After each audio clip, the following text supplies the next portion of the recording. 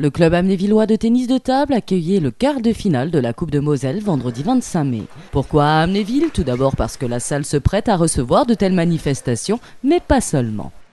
Après, c'était une volonté donc, du club de recevoir la Coupe de Moselle. Aujourd'hui, nous, on a un devoir, c'est de promouvoir notre sport au sein de la mairie et c'est aussi faire découvrir notre salle à l'ensemble de la Moselle. Il faut savoir qu'on fait partie des clubs qui ont la plus belle salle en réalité de Moselle et a priori de Lorraine. Xavier Dieudonné, adjoint délégué aux affaires sportives, a tenu à remercier ce club dynamique. Je tenais aussi à remercier très profondément et du fond du cœur cette association de tennis de table, puisque c'est l'association qui a le plus grand nombre de licenciés d'Amnéville, Amnévillois-Malancourtois, puisque sur à peu près 220 licenciés, il y a 190 à peu près joueurs qui habitent Amnéville.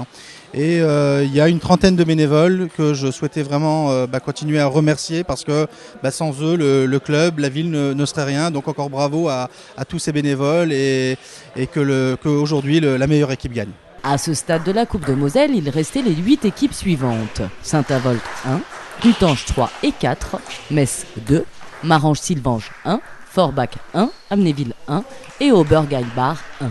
L'équipe amnévilloise qui concourt à cette Coupe de Moselle se trouvait en confiance avant le début des matchs. On est confiant, on en veut, l'équipe est motivée, voilà, ça devrait bien se passer.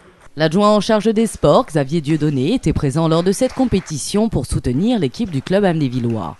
Oui, c'est drôlement bien car la Coupe de Moselle qui est jouée ce soir, donc les enfants ont commencé, ils avaient 13-14 ans.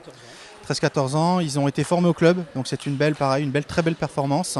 Aujourd'hui, ils portent haut et fiers les couleurs d'Amnéville-Malancourt et on espère sincèrement qu'ils iront en demi-finale très prochainement. Durant près de 3 heures, les équipes se sont affrontées en match en solo. Le règlement est simple, les premières équipes à comptabiliser 5 victoires sont qualifiées pour les demi-finales.